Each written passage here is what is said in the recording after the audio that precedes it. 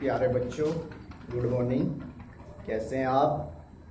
I hope सभी अच्छे होंगे। चलिए, समय व्यर्थ ना करते हुए अपनी विषय वस्तु को प्रारंभ करते हैं। जैसा कि आप जानते हैं, क्या चल रहा था हमारा लास्ट टॉपिक? ग्रेविटी लेसन चल रहा था, गुरुत्वाकर्षण बल। गुरुत्वाकर्षण बल के जो थ्योरी वाला पार्ट है वो लगभग कंप्लीट हो गया। उसके न्यूमेरिकल्स कर रहे थे हम। आगे न्यूमेरिकल्स की भी 2 क्लास हो गई हैं, उसमें नेक्स्ट क्लास है आज। देखें कौन सा न्यूमेरिकल है आगे। एक व्यक्ति का पृथ्वी पर द्रव्यमान 70 किलोग्राम है। उसका चंद्रमा पर भार तथा द्रव्यमान क्या होगा? चंद्रमा पर गुरुत्वीय त्वरण पृथ्वी के गुरुत्वीय त्वरण का 1/6 है। हमें क्या फाइंड आउट करना है? चंद्रमा पर उसका द्रव्यमान भी निकालना है और उसका भार भी फाइंड आउट करना है। उसका भार कितना है? ठीक, आइए, कितना दिया हुआ है? द्रव्यमान दे रखा है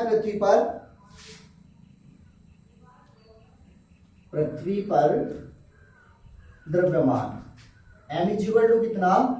17 kilogram, 70 kilogram.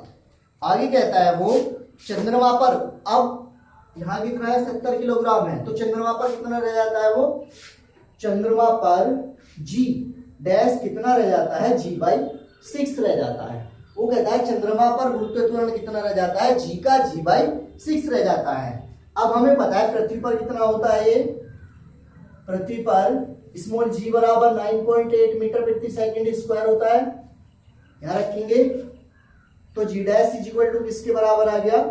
9.8/6 is equal to 9 कम 9, 3 बच गए, सॉरी 6 कम 6, 3 बच गए, 6 6 36, कितने बच गए? 2 36 18, तो कितना आ गया? 1.63 मीटर प्रति सेकंड स्क्वायर। आ गया जी डैश का मान।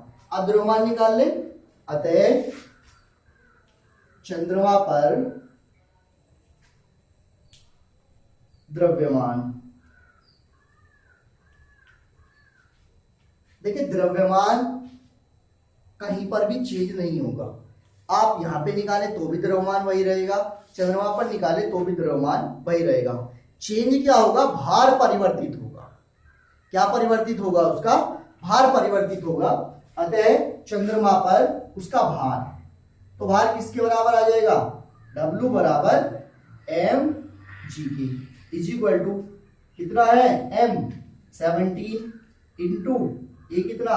1.63, 7 या 21, 7 6 42 और 2 44, 7 एकम 7 और 4 11।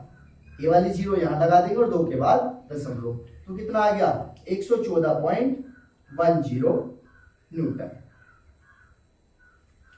क्लियर हो गया? तो भार कितना निकल के आता है उसका? 114.10 न्यूटन उसका भार निकल के आता है। कहां पर? चंद्रमा। क्लियर हो गई बात? नेक्स्ट आगे देखें। किसी व्यक्ति का पृथ्वी पर भार 60 किलोग्राम है। पृथ्वी के केंद्र से कितनी दूरी पर जाने पर उसका भार 30 किलोग्राम रह जाएगा? पृथ्वी की त्रिज्या 6400 किलोमीटर है। पृथ्वी पर कितना दे रखा है? 60 किलोग्राम।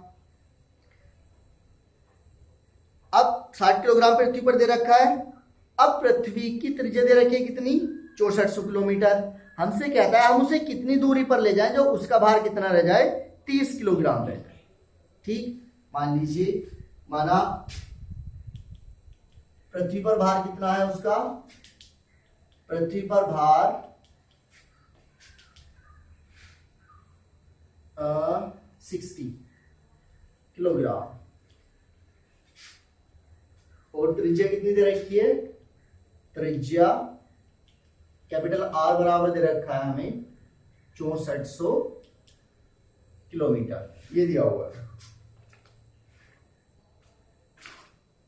ये भार दिया हुआ है W, ठीक, और W बराबर किसके होता है? हमारा F के। ये दिया हुआ है। W डैश कितना दे रखा है हमें? 30 किलोग्राम वेट। इसे भार कहते हैं, किलोग्राम भार, किलोग्राम वेट बराबर किसके है? F के। ठीक, ये हमें दिया हुआ है। ले लो गुरुत्वाकर्षण के सूत्र से। गुरुत्वाकर्षण के सूत्र से क्या कहता है, F is equal to capital G M E M upon में किसके बराबर, आर स्क्वायर के बराबर। F बराबर किसके वैल्यू रख दो, तो 60 बराबर किसके, capital G M E M upon किसके बराबर, आर स्क्वायर। समीकरण नंबर 1। दूसरी समीकरण रखो 30 बराबर किसके, capital G M E M upon में आर डैश स्क्वायर। समीकरण नंबर 2। समीकरण 1 को समीकरण 2 से भाग देने पर, समीकरण 1 को 2 से भाग देने पर, भाग दे दो तो 30 या 60 अपॉन 30 इज इक्वल टू किसके बराबर, G M E M upon में आर स्क्वायर बटे G M E M upon में आर डैश का स्क्वायर।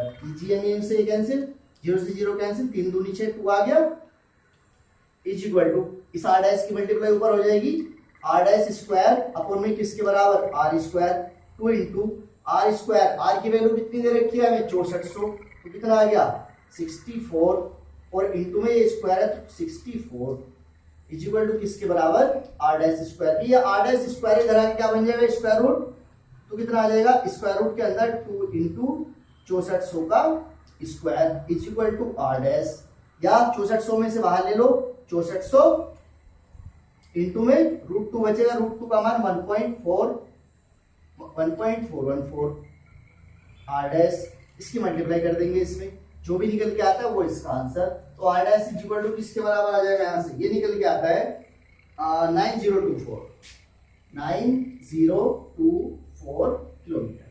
इसकी मल्टीप्लाई करके देख लीजिए, जो भी निकल के आता है वो इसका आंसर हो जाएगा। तो पृथ्वी का वस्तु का द्रव्यमान 30 किलोग्राम का होगा जब वह बॉडी कहाँ जाएगी, 9024 किलोमीटर ऊपर जाएगी, तब उसका द्रव्यमान कितना होगा, 30 किलोग्राम। क्लियर। चलिए आज के लिए इतना ही, नेक्स्ट क्लास में फिर से मिलते हैं। Thank you.